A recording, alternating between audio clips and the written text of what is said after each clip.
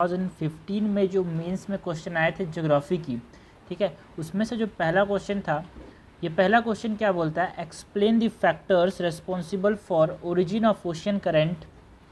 Origin of ocean current की बात करनी है अपने को। How does they influence regional climates, fishing and navigation, और ये कैसे अफेक्ट करते हैं रीजनल क्लाइमेट्स को, फिशिंग को और नेविगेशन को। 200 वर्ड्स में आंसर देना है, 12.5 मार्क्स का आंसर है, ठीक है। सो सबसे पहले तो जो क्वेश्चन ने हमसे पूछा है, explain the factors responsible for the origin of ocean currents, तो सबसे पहले हम बात करेंगे ओरिजिन की। ओके, ओरिजिन की बात करेंगे। सबसे पहले तो ओशन करेंट्स का ओरिजिन होता कैसे है। सबसे पहले तो जो ओरिजिन का सबसे पहला कारण है, it is the heating from the sun और हीटिंग बाय द सन। जब सन के द्वारा, सूरज के द्वारा जब हीटिंग होती है तो क्या होता है, थर्मल एक्सपांसन होता है। क्या होता है, थर्मल एक्सपांसन होता है। अब जब थर्मल एक्सपांसन होगा तो ये जो वाटर होगा वो क्या करेगा, ट्रॉपिक्स की तरफ मूव करेगा। So that leads to the movement toward the tropics.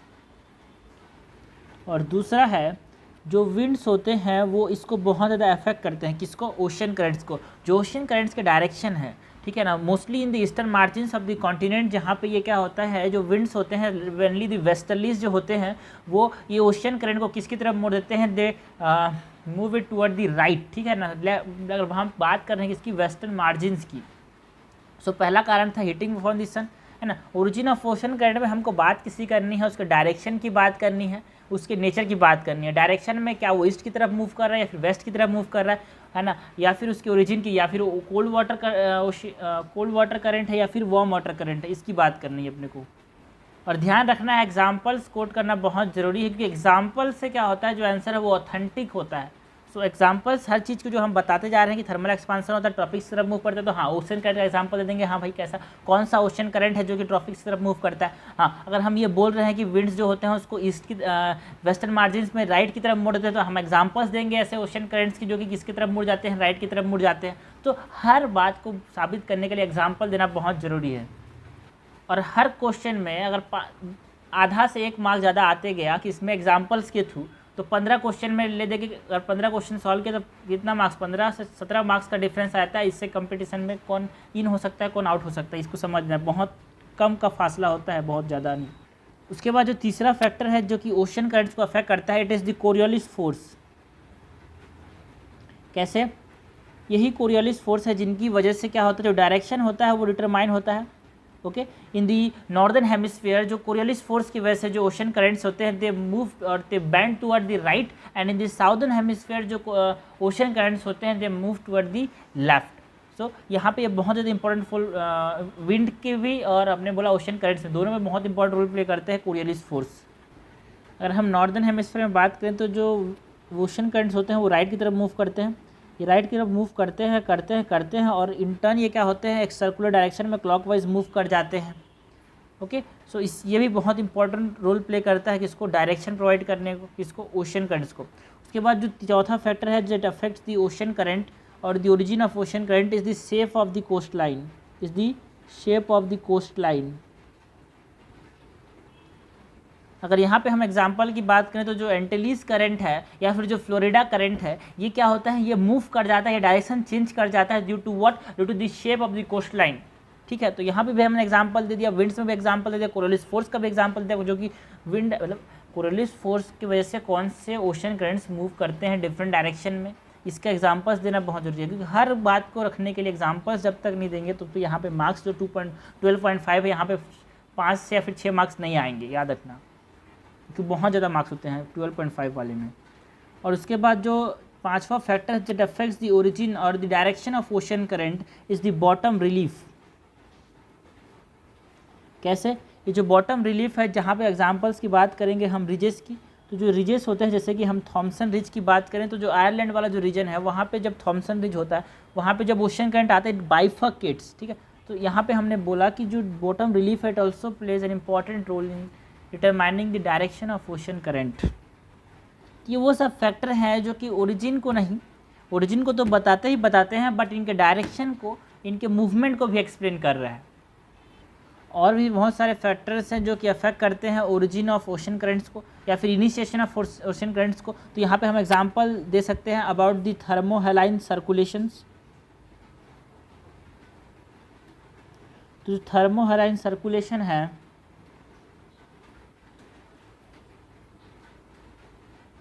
थर्मोहैलाइन circulation का मतलब है डिफरेंस है। Difference in what? Difference in the temperature. Difference in what? Difference in the salinity. जब टेम्परेचर में डिफरेंस होगा, जब सैलिनिटी में डिफरेंस होगा, तो जो सपोज मान लिया कि सैलिनिटी में डिफरेंस है, नीचे वाला डेंसिटी ज़्यादा है, नीचे वाला ज़्यादा सैलाइन है, डेंसिटी ज़्यादा है, सेटल डाउन, ऊपर वाला होगा हल्का होगा, डेंसिटी कम होगी तो इट विल मूव ईजिली। इससे क्या होता है? इनिशिएशन होता है। इनिशिएशन किसका होता है? ओशन करंट्स का। तो जब एक बार इनिशिएशन हो जाता है तो वो मूव करता जाता है, करता जाता है, करता जाता है। लेकिन इनिशिएशन कैसे होता है? Through thermohaline circulations. और एक बहुत इंपॉर्टेंट फैक्टर है जो कि ओरिजिन ऑफ ओशन करंट्स को अफेक्ट करता है, इट इज द ग्रेविटी। तो ग्रेविटी की वजह से अगर जो सलाइन वाटर जिसका डेंसिटी ज़्यादा था वो नीचे सेटल हुआ, और नीचे सेटल होने की वजह से वो मूव करता है ना। और इसी से इनिशिएशन एक तरीके से, और एक और कारण है इनिशिएशन का, थर्मोहैलाइन सर्कुलेशन के बाद ग्रेविटी।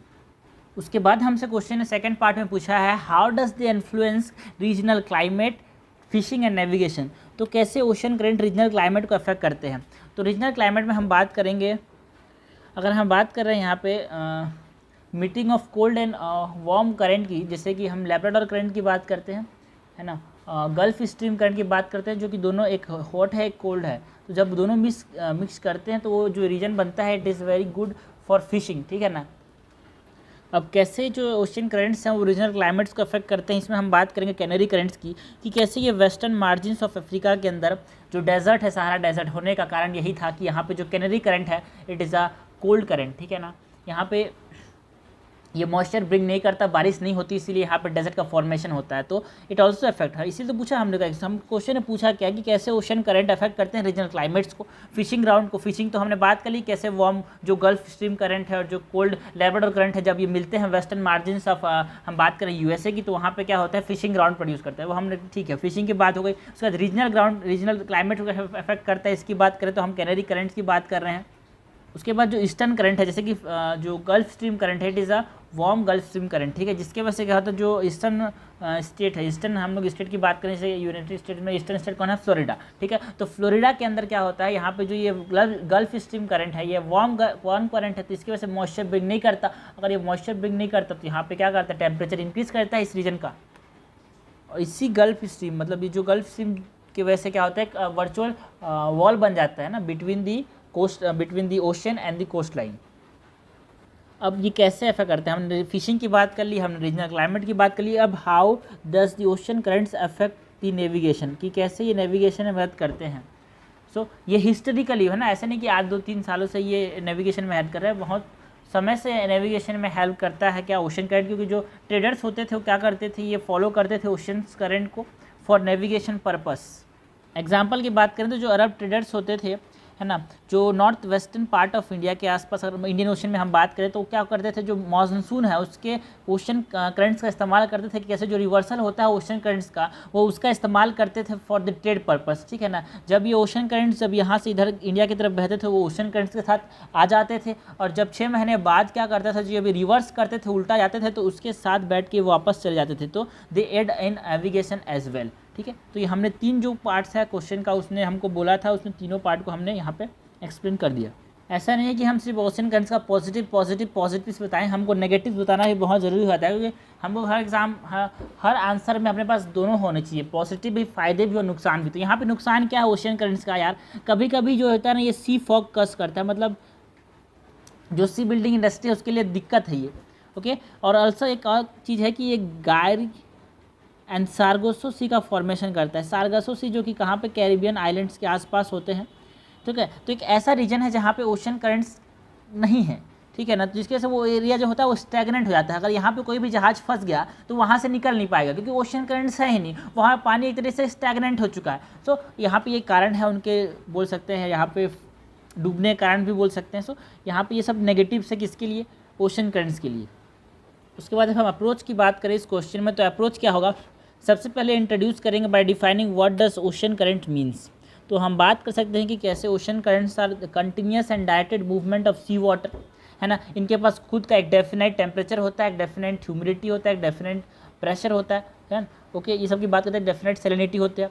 और यहाँ पे हम बात कर सकते हैं कि यार दे आर डिफरेंट टाइप्स के होते हैं, जैसे कि गल्फ स्ट्रीम करंट जो होता है वो क्या होता है, एकदम वार्म करंट होता है ना। लैब्राडोर करंट की बात कर सकते हैं, that is a cold current. Canary current की बात कर सकते हैं, that is also a cold current. उसके बाद जब हम बॉडी की तरफ आएंगे तो बॉडी में हम बात करेंगे, क्वेश्चन हमसे पूछा क्या है, फैक्टर्स रेस्पॉन्सिबल्स। तो फैक्टर की बात करेंगे, ऐसे कौन कौन से फैक्टर हैं that is responsible for the origin of current. ये बॉडी में स्टार्ट करेंगे, ठीक है। तो फैक्टर्स की बात करेंगे जैसे कि प्लेनेटरी विंड्स जो है, ओके। यहाँ पे हम थर्मल एक्सपांसन की बात करेंगे, ओके। रोटेशन की बात करेंगे, रोटेशन ऑफ अर्थ का मतलब यहाँ पे क्या है, कोरियोलिस फोर्स है, ओके। सेलिनिटी की बात करेंगे, वाटर डेंसिटी की बात करेंगे, ऑल्सो ग्रेविटी कैसे अफेक्ट करता है इनके मूवमेंट को, इनके डायरेक्शन को। उसके बाद हम बात करेंगे कैसे ये जो ओशन करंट्स होते हैं they affect they influence the climate. तो इसमें हम बात कर सकते हैं कि कैसे जो वार्म करंट है, जैसे कि हमने बात की गल्फ स्ट्रीम करंट जो कि एक वार्म करंट है, ये कैसे फ्लोरिडा का जो ईस्टर्न मार्जिन है उसको कैसे बहुत ज़्यादा हॉट कर देता है, बहुत ज़्यादा गर्म कर देता है, ठीक है, ओके। हम यहाँ पे बात कर सकते हैं कैनेरी करंट की, कैसे जो सहारा का जो वेस्टर्न मार्जिन है, ठीक है ना, उसका वहाँ पे पानी लेके आता नहीं है, मॉइस्चर ब्रिंग नहीं करता, जिसकी वजह से वहाँ पर रेनफॉल नहीं होती, जिसकी वजह से सहारा बहुत बड़ा डेजर्ट हो गया। ये मैक्सिमम देखा जाता है कि जो डेजर्ट्स होते हैं they are mostly located on the western margins. India के अंदर भी कहाँ पे हैं ये, इंडिया के अंदर भी वेस्टर्न मार्जिन्स के अंदर। राजस्थान कहाँ आता है, वेस्टर्न मार्जिन के अंदर। सहारा कहाँ है, वेस्टर्न मार्जिन्स के अंदर, ठीक है। तो जितने भी कॉन्टिनेंट्स हैं, अटाकामा डेजर्ट्स की बात करें तो वहाँ पर भी कहाँ पे है, ये वेस्टर्न मार्जिन्स के अंदर है, ठीक है। सो जितने भी हमारे पास डेजर्ट्स होते हैं, मैक्सिमम डेजर्ट्स की बात कर रहे हैं, और मैक्सिमम हम कोल्ड डेजर्ट की बात नहीं कर रहे हैं, मैक्सिमम यहाँ पे वार्म डेजर्ट्स की बात कर रहे हैं, they are located in the western margins of the continents. इनका कारण क्या है, ओशन करंट्स, ठीक है। तो हमने बात की कैसे, हाँ, हम यहाँ पे बात कर सकते हैं पेरू करंट की। जो पेरू करंट होता है that affects what, Enzo cycle, El Nino southern oscillation को कैसे अफेक्ट करता है, इसकी बात करेंगे यहाँ पे, है ना। तो ये बहुत ज़्यादा इंपॉर्टेंट रोल प्ले करते हैं इन दी अफेक्टिंग क्लाइमेट्स। तो यहाँ पे हम सी फॉग की बात कर सकते हैं कि कैसे सी फॉग का फॉर्मेशन होता है। तो सी फॉग कैसे बना, सी फॉग कब बना, it forms around the north eastern part of north America. कैसे बना भाई, कैसे बना, जब वार्म गल्फ स्ट्रीम करंट, जो वार्म गल्फ स्ट्रीम करंट था, ठीक है ना, जो वार्म गल्फ स्ट्रीम करंट था, जब वो कोल्ड लैब्राडोर करंट से मिल गया, दोनों आपस में जब मिल गए, बहुत ही गर्म चीज़ को बहुत ही ठंडी चीज़ से आप मिला तो क्या बनता है, भाप बन जाता है। तो यही तो वो यहाँ पे फॉग बन गया। सो यहाँ पे सी फॉग का फॉर्मेशन होता है when the warm gulf stream current meets with the Labrador current, okay. और उसके बाद हम ऐसे बात कर सकते हैं कि कैसे जो ओशन करंट्स होते हैं they influence the fishing activities. हमको ये पता है when the warm ocean currents with the cold ocean current it is the मतलब आइडियल फिशिंग ग्राउंड, है ना, it forms the ideal fishing ground. जहाँ पे हमने बात की, जैसे कि जापान की बात करें तो जापान का जो न्यू फाउंडलैंड वाला एरिया है, और जापान की बात करेंगे तो यहाँ पे यही तो कारण होता है कि वहाँ बहुत ज़्यादा मछलियाँ आती हैं, बिकॉज वहाँ बहुत ज़्यादा फाइटोप्लैंक्टॉन्स का ग्रोथ होता है। फाइटोप्लैंक्टॉन्स का ग्रोथ हुआ तो मछलियाँ भी किसको खाती हैं, फाइटोप्लैंक्टॉन्स को खाती हैं। तो जब वार्म ओशन करंट और कोल्ड ओशन करंट मिलता है तो नीचे से जो न्यूट्रिएंट है वो ऊपर आने लगता है सरफेस की तरफ। जब सरफेस की तरफ न्यूट्रिएंट आने लगा तो छोटी छोटी मछलियाँ जो होती हैं वो सरफेस की तरफ आने लगती है। जब छोटी छोटी मछलियाँ सरफेस की तरफ आने लगती है तो बड़ी जो मछलियाँ होती हैं वो भी किसकी तरफ आने लगती है, सरफेस की तरफ। So it is a good fishing ground, ठीक है ना, जहाँ पे ओशन करंट मिलते हैं आपस में, कोल्ड और वार्म। उसके बाद जब हम आगे बढ़ेंगे तो हम बात करेंगे कैसे ये इन्फ्लुएंस करते हैं किसको, नेविगेशन को। जो क्वेश्चन है हमको तीन चीज़ पूछी है ना, हमको ये नहीं पता कि हमको क्या आता है, एग्जामिनर जो पूछेगा वो बताना। तो यहाँ पे इसने पहले तो पूछा है कि ओरिजिन क्या कैसे हुआ, बताओ भाई ओशन करंट्स का। उसके बाद बोला है कि बताओ भाई ओशन करंट्स जो होते हैं ओरिजिनल क्लाइमेट को कैसे अफेक्ट करते हैं। उसके बाद बताओ भाई ओशन करंट्स जो होते हैं वो फिशिंग को कैसे अफेक्ट करते हैं। उसके बाद बताओ भाई ओशन करंट्स होते हैं नेविगेशन को अफेक्ट कैसे करते हैं। तो हमने फिशिंग की बात करी, ओशन क्लाइमेट की बात करी, अब बात करते हैं कि यहाँ पे ये कैसे अफेक्ट करते हैं नेविगेशन को। क्योंकि हमको पता है कि अगर आप इसके साथ चलोगे, ओशन करंट के साथ चलोगे, तो आपकी जो डायरेक्शन है उसमें एड हो जाएगा, है ना, you will gain momentum. But अगर अपोजिट चलेंगे तो क्या होगा, आपको रेजिस्टेंस फील होगा। सो ये हम बात कर सकते हैं नेविगेशन में कैसे इंपॉर्टेंट रोल प्ले करते हैं ये। और हमने ट्रेड्स की बात की ना, अरब ट्रैवलर्स की बात तो कर ली थी। और उसके बाद जब इस आंसर कंक्लूड करेंगे तो एक क्वेश्चन कैसा है, फैक्चुअल क्वेश्चन है, ठीक है ना। आपको ओशन करंट के बारे में पता होगा तो बताएंगे। उसको बोलते हैं it is a question from static part of the, ठीक है ना, डायनेमिक से नहीं है, स्टैटिक पार्ट से है कि ऐसा नहीं न्यूज़ में चल रहा था, न्यूज़ वाला नहीं है क्वेश्चन, ये स्टैटिक वाला है, ठीक है। तो यहाँ पे हम कंक्लूजन में कैसे लिखेंगे, हाँ एक पॉजिटिव नोट में इस पर कंक्लूड करेंगे, और फैक्चुअल क्वेश्चन है, फैक्चुअल क्वेश्चन तो फैक्चुअल आंसर होगा, और फैक्चुअल आंसर के साथ फैक्चुअल कंक्लूजन होगा। कैसे होगा, हम यहाँ पे बोल सकते हैं कि कैसे ocean currents are instrumental in what, instrumental in maintaining the biodiversity as well as it is important for the life, ऐसे बोल सकते हैं lifes of the coastal communities. So 2-3 line में कंक्लूड कर देंगे इसको, लेकिन हमेशा रखना पॉजिटिव नोट में कंक्लूड करेंगे। फैक्चुअल क्वेश्चन है तो फैक्चुअल कंक्लूजन भी फैक्चुअल ही होगा, जो समराइज कर देंगे जो ऊपर में बोले हैं, and also aid in navigation of ship as well, ठीक। उसके बाद नेक्स्ट क्वेश्चन है, how far do you agree that the behaviour of Indian monsoon, how far do you agree that the behaviour of Indian monsoon has been changing due to humanizing landscape, कैसे ये बदल रहा है इंसानों की करतूत की वजह से। हमसे क्वेश्चन ने ये पूछा है, मानसून की बात करनी है, तो यहाँ पे हम बात करेंगे कैसे ह्यूमन लैंडस्केप चेंज हो रहा है। यार ह्यूमनाइजिंग लैंडस्केप मतलब क्या है, इंसान की वजह से जो लैंडस्केप है वो कैसे चेंज हो रहा है। तो यहाँ पे हम बात कर सकते हैं अबाउट अर्बन एरियाज़, ठीक है। अर्बन एरियाज़ में क्या हो रहा है, अर्बन एरियाज़ में हीट आइलैंड्स बन रहे हैं, क्या बन रहे हैं, हीट आइलैंड्स बन रहे हैं। और क्या हो रहा है यहाँ पे, इंसानों की वजह से पेड़ काटे जा रहे हैं, that is what we call deforestation, ठीक है। यहाँ पे डिफॉरेस्टेशन हो रहा है। तो this are what we called humanizing landscape, कैसे इंसान अपने वातावरण को अपने हिसाब से बदल रहा है, ठीक है। जिसमें हम अर्बन हीट आइलैंड्स की बात कर सकते हैं, डिफॉरेस्टेशन की बात कर सकते हैं, और इसका प्रभाव मानसून पे क्या पड़ रहा है, यही हमसे क्वेश्चन ने पूछा है। क्वेश्चन क्या बोलता है, how far do you agree that the behaviour of Indian monsoon has been changing due to humanizing landscape, discuss. मतलब इंसान की जो करतूत है उसकी वजह से मानसून पे क्या प्रभाव पड़ रहा है, यही हमको बताना है। सबसे पहले जब इसको हम इंट्रोड्यूस करेंगे, आंसर को जब हम इंट्रोड्यूस करेंगे, तो यहाँ पे हम बात किसी करेंगे, मानसून की बात करेंगे। मानसून क्लाइमेट जो होता है वो ट्रॉपिकल रीजन्स में देखने को मिलता है, जहाँ पे जो 3 से 4 महीने हैं वहाँ पे 70 से 80% तक बारिश देखने को मिलती है। ऐसा देखने को मिलता था, बट क्या होने लगा, ह्यूमन की जो एक्टिविटीज़ है इससे क्या होने लगा, जो इसका जो पैटर्न था वो चेंज होने लगा। जब बारिश होनी थी, that is in rainy season, हमने बोला जून जुलाई अगस्त सितंबर में, उस सीजन के अलावा बाकी सब सीजन में बारिश हो रही है, उस सीजन में बारिश हो ही नहीं रही है, दैट अफेक्ट्स द फार्मर्स, ठीक है। तो इसकी बात कर सकते हैं हम यहाँ पे कि कैसे इंसानों की वजह से मानसून पे चेंजेस आ रहे थे। ब्रीफ में इंट्रोड्यूस करेंगे, ब्रीफ में। उसके बाद इसके कारण की बात करेंगे, क्या क्या कारण है जिसकी वजह से मानसून चेंज हो रहा है, जिसमें हम अर्बन एरियाज की बात कर सकते हैं, डिफॉरेस्टेशन की बात कर सकते हैं। उसके बाद इस आंसर को हम अप्रोच कैसे करेंगे, सबसे पहले तो इंट्रोड्यूस करेंगे by explaining what does Indian monsoon means, और कैसे ये ह्यूमनाइज किया जा रहा है इंसानों के द्वारा, ओके। सो इसमें हम बात करेंगे छोटा सा इंट्रोडक्शन। उसको जब हम बॉडी की तरफ मूव करेंगे, so we have to explain here about the impacts of humanizing landscape, जिसमें हम बात करेंगे अर्बनाइजेशन की, ओके, डिस्ट्रक्शन ऑफ वेटलैंड्स की, डिफॉरेस्टेशन की बात करेंगे, है ना, use of concrete causing what urban heat islands, ठीक है। तो जब अर्बन हीट आइलैंड्स का फॉर्मेशन होता है तो क्या होता है, अर्बन हीट आइलैंड्स का फॉर्मेशन होता है तो कन्वेक्शन देखने को मिलता है बहुत ज़्यादा, ओके। सो फास्टर कन्वेक्शन रेट्स देखने को मिलते हैं यहाँ पे। जब फास्टर कन्वेक्शन रेट्स देखने को मिलेंगे तो क्या होगा, है ना, यहाँ पे अपने को देखने को मिलेंगे localized, we see here localized but intense low pressure and high pressure reason,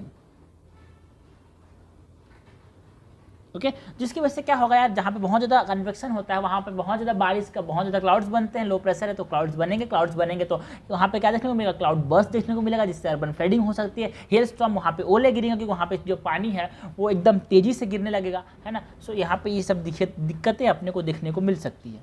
यहाँ पे हम बात कर सकते हैं कि कैसे डिफॉरेस्टेशन ने अफेक्ट किया मानसून को।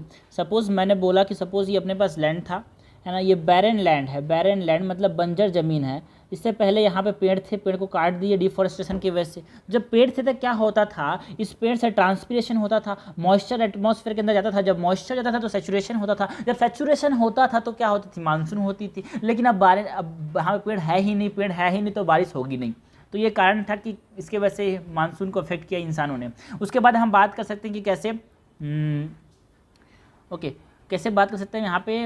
इसके बाद हम बात कर सकते हैं कि कैसे जब वेटलैंड्स थे तो वेटलैंड्स क्या करते थे, वेटलैंड्स वो पानी प्रोवाइड करते थे। पानी किस लिए, पानी बादल बनने के लिए। लेकिन जब वेटलैंड्स को ही डिस्ट्रॉय कर दिया गया इंसानों के द्वारा फॉर अर्बन एक्टिविटीज़, मतलब घर बनाने के लिए इसको डिस्ट्रॉय कर दिए, तो जब पानी का सोर्स ही नहीं बचा तो बारिश होगी कैसे। ओके। सो बारिश नहीं होगी। सो इट इज़ व्हाट हम लोग बोल सकते हैं कि कैसे इंडियन मानसून को अफेक्ट कर रहा है, इंसानों ने कैसे अफेक्ट किया उसको, ये सब की बात करनी है अपने को इस क्वेश्चन में। एक तरीके से याद रखना भाई, ये क्वेश्चन जो है ना वो पैटर्न पे बेस्ड है, हर साल यही क्वेश्चन आ रहा है बार बार। 2015 में ये क्वेश्चन आया, 2016 में अर्बन फ्लडिंग से क्वेश्चन आया, 2017 में क्या क्वेश्चन आया, वही मानसून का। तो ले देखिए पैटर्न सेम फॉलो करती है यूपीएससी, पैटर्न सेम फॉलो करती है, क्वेश्चन का नाम बदल जाता है, क्वेश्चन के मार्क्स बदल जाते हैं, बट जो क्वेश्चन में लिखना होता है वो सेम रहता है। इंट्रोडक्शन सेम रहता है, कंक्लूजन सेम रहता है, बॉडी सेम रहता है, बस 2-3 पॉइंट से ऊपर नीचे करने पड़ते हैं। समझ रहे हो नहीं? बिल्कुल समझ रहे हैं। ठीक है, तो इसके बाद हम यहाँ पे बोल भी सकते हैं कि जो वेटलैंड्स थे वहाँ पानी से ऊपर ज़्यादा ही जाता था, बारिश तो करवाता ही कराता था, लेकिन जब बारिश होती थी तो वेटलैंड्स जो थे वो पानी को एब्जॉर्ब भी करते थे। लेकिन अब वेटलैंड्स है ही नहीं, जैसे हमने एग्जाम्पल दिया बेंगलोर का कि बेंगलोर जो थे सिटी ऑफ लेक्स कहते थे उसको, लेकिन अब वहाँ पे वेटलैंड्स है ही नहीं। जब वेटलैंड्स नहीं है तो पानी अंदर घुसेगा कैसे? सो क्या होगा? फ्लडिंग होगा। क्या होगा? फ्लडिंग होगा। पानी के जाने के सोर्सेस से नहीं बचेंगे, ड्रेनेज नहीं हो पाएगा पानी का ठीक से, तो क्या होगा? फ्लडिंग होगा। सो एक तरह से हम इसको अर्बन फ्लडिंग से रिलेट कर सकते हैं। उसके बाद यहाँ पे हम लिख सकते हैं about how the factors have impacted the monsoon, जिसकी वजह से क्या हो रहा है? इरेगुलर रेनफॉल पैटर्न्स हो रहा है। जैसे कि सिटीज़ में बात करें तो चेन्नई और श्रीलंका में, ठीक है ना। हम बात करेंगे विदर्भ रीजन की, महाराष्ट्र में जो विदर्भ रीजन है वहाँ पे बहुत महीनों से वहाँ पे सूखा पड़ता है। सो ये सब कारण किसके हैं? ये सब कारण है ह्यूमन के, ठीक है ना। ह्यूमनाइजिंग जो लैंडस्केप है, इंसानों ने जो अपने हिसाब से वातावरण को बदल दिया है, उसकी वजह से जो मानसून पे इफेक्ट पड़ रहा है वो सबके यहाँ पे ये सब बात कर सकते हैं। ओके, यहाँ पे कार्बन बेल्ट की बात कर सकते हैं, बट ये सब इरेक्टिक रेनफॉल पैटर्न के लिए रिस्पॉन्सिबल है ये ह्यूमनाइजिंग लैंडस्केप।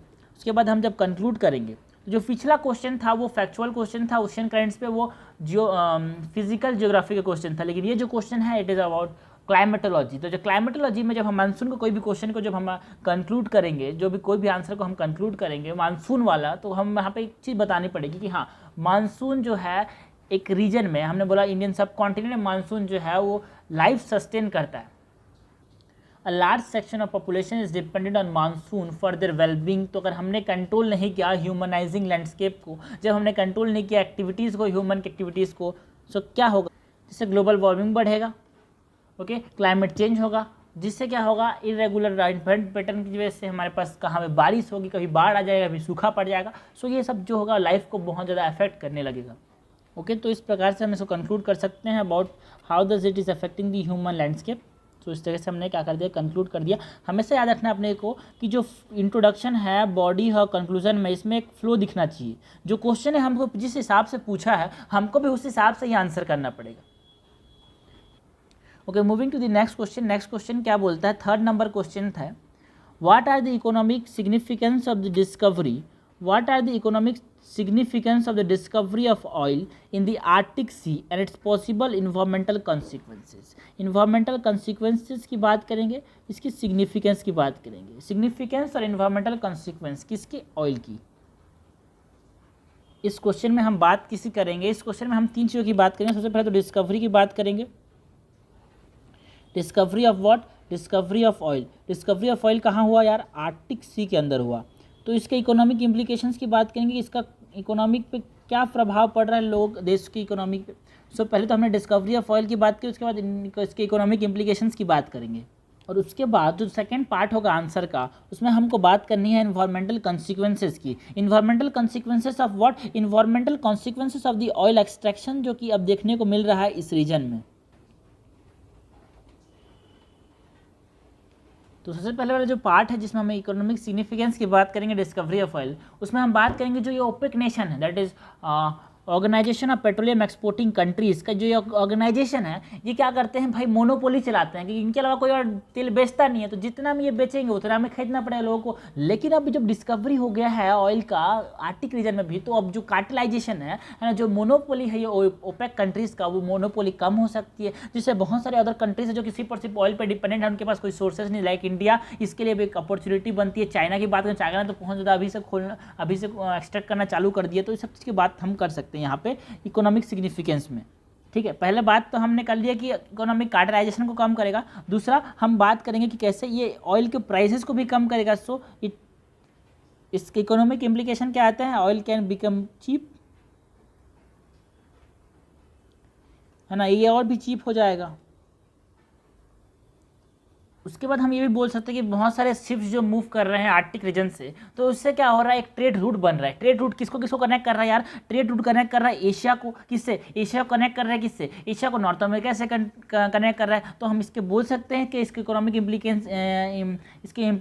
इम्प्लीकेशंस में एक चीज़ और आ सकती है कि that this shorter distance, okay, जो ट्रेड है वो छोटा होते जा रहा है, shorter distance of trade, short distance of trade, ये होगा क्या, this are all the significance of oil discovery, this are all the economic implications of oil discovery. उसके बाद जब हमने बात की किसकी, इसके इन्वायरमेंटल इम्प्लीकेशंस की, इन्वायरमेंटल कॉन्सिक्वेंसेस की, यहाँ पे हम अगर इकोनॉमिक कॉन्सिक्वेंस या फिर इकोनॉमिक इम्पैक्ट्स की बात करें तो यहाँ पे क्या होगा, यहाँ पे अगर ऑयल एक्सट्रैक्शन हुआ तो यहाँ पे चांसेस हैं कि जो तेल है वो कभी कभी गिर जाए, सो ऑयल स्पिल्स के चांसेस होते हैं। और जब ऑयल स्पिल्स होंगे तो क्या होगा, यहाँ पे जो मराइन इकोसिस्टम है जो कि बहुत ज़्यादा सेंसिटिव है आर्कटिक रीजन में, वहाँ पे बहुत ज़्यादा लॉस देखने को मिल सकता है अपने को। और यहाँ भी बोल सकते हैं जो ग्लेशियर्स है वहाँ पे आर्कटिक रीजन में, वो अगर मेल्ट करते हैं, कि हमको पता है आर्कटिक और अंटार्कटिक में डिफरेंस क्या है, कि जो आर्कटिक है उसके नीचे पानी है, अंटार्कटिक के नीचे लैंड है। तो अगर यहाँ पे आर्कटिक रीजन जो हुआ वहाँ पे अगर ग्लेशियर्स मेल्ट हुए तो जो पानी है नीचे का वो एक्सपोज होगा और अल्बिडो कम होगा, अल्बिडो कम होने से और ज़्यादा हीटिंग होगी, that leads to global warming, और जिससे बहुत ज़्यादा क्लाइमेट चेंज होगा और बहुत ज़्यादा फ्लड्स, रेन, ड्रॉट्स, ये सब के पैटर्न हमको देखने को मिलेंगे। सो एक तो हो गया अपने पास ऑयल स्पिल, दूसरा हो गया दी हीटिंग। इसका मतलब क्या है कि जो एरियाज़ हैं, सपोज यहाँ पे ऑयल स्पिल्स मतलब यहाँ पे ऑयल एक्सट्रैक्शन हो रहा है, तो यहाँ पे एरिया क्या है, आइस फ्री हो रहे हैं, एरिया क्या हो रहा है, आइस फ्री हो रहे हैं, यहाँ पे एरिया क्या हो रहा है, आइस फ्री हो रहे हैं, ठीक है। अगर ये एरिया आइस फ्री हुए तो सब हमको पता है कि जो एल्बिडो होता है, सपोज ये आइस हो गया, ये वाटर हो गया, तो एल्बिडो का मतलब क्या होता है, एल्बिडो मतलब यहाँ पे अगर सन रेज आ रहे हैं तो यहाँ से सन रेज रिफ्लेक्ट कर दिए जाएंगे। एल्बिडो क्या बोलता है कि सन रेज रिफ्लेक्ट कर दिए जाएंगे, बट अगर यहाँ पे आइस मेल्ट हो गया तो यहाँ पे सन रेज आएंगे तो सन रेज यहाँ पे एब्जॉर्ब कर लिए जाएंगे। जब सन रेज एब्जॉर्ब कर लिए जाएंगे वाटर के द्वारा तो क्या हो जाएगा, टेम्परेचर राइज करेगा, यहाँ पे टेम्परेचर राइज करेगा। जब टेम्परेचर राइज करेगा तो क्या होगा, और भी ज़्यादा आइस फ्री एरिया बनेंगे, और फिर ये साइकिल चलता जाएगा और एक समय ऐसा आएगा कि आर्कटिक में कोई बर्फ़ ही नहीं बचेगा। तो ये सब क्या है, ये सब इकोनॉमिक और इन्वायरमेंटल इम्पैक्ट्स हैं किसके, ऑयल डिस्कवरी के, कहाँ पे, आर्कटिक रीजन में। उसके बाद जब हम इसमें अप्रोच की बात करेंगे तो सबसे पहले इंट्रोड्यूस करेंगे भाई, क्योंकि 2015 में क्वेश्चन आया था, तो हम बात करेंगे कैसे जो रिसेंटली डिस्कवर्ड आर्कटिक एरिया में जो ऑयल रिजर्व्स हैं वो एक यूरिका मूवमेंट के जैसे हैं, मतलब जहाँ पे यूएसए और रशिया ने क्या किया, बहुत ज़्यादा यहाँ पे एक्सट्रैक्शन चालू करना स्टार्ट कर दिया, जहाँ पे क्या हुआ, आर्कटिक काउंसिल जो था वो बहुत ज़्यादा इंपॉर्टेंस में आया, और जहाँ पे इंडिया को भी ऑब्जर्वर स्टेटस मिला, और जिसकी वजह से क्या हुआ 2015 के बाद 2016 में क्या आया, आर्कटिक काउंसिल का क्वेश्चन आ गया। सो ये जो पैटर्न है ना, ये जो ट्रेंड है वो ट्रेंड फिक्स है यार। आर्कटिक का क्वेश्चन आया, आर्कटिक सर्कल पे क्वेश्चन आया, उसके बाद आर्कटिक काउंसिल पे क्वेश्चन आया, उसके बाद कुछ और रिलेटेड आर्कटिक से क्वेश्चन आ जाएगा, तो पैट उस चीज़ के बारे में पूरा 100% जान लेना होता है। यहाँ पे जब हम बॉडी की बात करें, सबसे पहले बॉडी में हम बात करेंगे economic significance of the oil that is discovered in the Arctic sea. हम बात कर सकते हैं कि कैसे इसकी वजह से क्या होगा, जो रिडक्शन होगा dependence in the unstable West Asia, है ना, क्योंकि जो वेस्ट एशिया है, फॉर एग्जांपल ईरान की बात करें तो यहाँ पे बहुत ज़्यादा पॉलिटिकल टर्माइल रहता है, लड़ाई झगड़ा होता रहता है, यहाँ पे ह्यूमन राइट वायलेशंस होते हैं। सो इसकी वजह से क्या होता है, बहुत ज़्यादा वहाँ पे सैंक्शंस लगते रहते हैं, तो सैंक्शंस की वजह से अपने को ऑयल प्राइस बहुत ज़्यादा फ्लक्चुएट होता है। एग्जांपल की बात करें तो ईरान के बहुत ज़्यादा सैंक्शंस लगे, उसकी वजह से हमको अपना जो संबंध था ईरान के साथ वो कट करना पड़ा, जिसकी वजह से प्राइस बहुत ज़्यादा बढ़ गया। सो ये सब की बात कर सकते हैं कि हाँ वहाँ पे प्लस और भी बहुत सारे विकल्प हैं जिससे हम कह सकते हैं ऑयल इंपोर्ट कर सकते हैं। उसके बाद हम बात कर सकते हैं यहाँ पे सेल्फ सफिशिएंसी मिलेगी किसको, रशिया को, कनाडा को, नॉर्थ यूरोपियन नेशंस को, है ना, कि वहीं से वो क्या कर सकते हैं, एक्सट्रैक्ट कर सकते हैं ऑयल को। और भी हम बात कर सकते हैं यहाँ पे एक ट्रेड रूट का फॉर्मेशन होगा। So mineral exploration in the Arctic can leads to formation of trade route. तो यहाँ पे ट्रेड रूट की बात करेंगे कि कैसे ये ट्रेड रूट बनता है, कहाँ से कहाँ कनेक्ट करने वाला, एशिया और अमेरिका को कनेक्ट करने वाला, एशिया और नॉर्थ अमेरिका को कनेक्ट करने वाला। और ऐसा हम यहाँ तक की बात कर सकते हैं कि जो चाइना है उसने तो डिक्लेयर कर दिया formation of a maritime silk route, और मैरीटाइम पोलर सिल्क रूट का फॉर्मेशन डिक्लेयर कर दिया इसने। सो इसकी बात भी हम कर सकते हैं, इससे ऑथेंटिसिटी आती है आंसर में। उसके बाद जब हम इसके इन्वायरमेंटल कॉन्सिक्वेंसेस की बात करेंगे oil extraction in the Arctic region की, तो सबसे पहले बात करेंगे कैसे लॉस होगा आइस कवर में। क्लाइमेट चेंज देखने को मिलेगा, पॉल्यूशन होगा क्योंकि ऑयल स्पिल्स अगर होते हैं तो पॉल्यूशन तो होना ही होना है, और इसकी वजह से मैराइन जो लाइफ है वहाँ पे जो छोटे छोटे सीरियल्स हैं, छोटे जो मैरिन एनिमल्स हैं, और जो मेनली पोलर बियर्स की बात करें तो यहाँ पे जो है इनका लॉस हो सकता है। ओके, सो ये हो गया अपने पास इन्वायरमेंटल कॉन्सिक्वेंस। उसके बाद जब हम कंक्लूड करेंगे आंसर को, यहाँ पे हम जब कंक्लूड करते हैं ये बोल सकते हैं कि regardless of the benefits that Arctic poses, है ना, it has its own environmental implications, है ना, क्योंकि इट इज़ सो सेंसिटिव, क्योंकि यहाँ पे जो मराइन एनिमल्स हैं और यहाँ पे जो बायोडाइवर्सिटी है वो कहीं और मिलती नहीं है। इस चीज़ को हम ध्यान में रख के यहाँ पे क्या करना चाहिए, ऑयल एक्सट्रैक्शन करना चाहिए। तो एक पॉजिटिव नोट के साथ इसको भी हम कंक्लूड कर सकते हैं।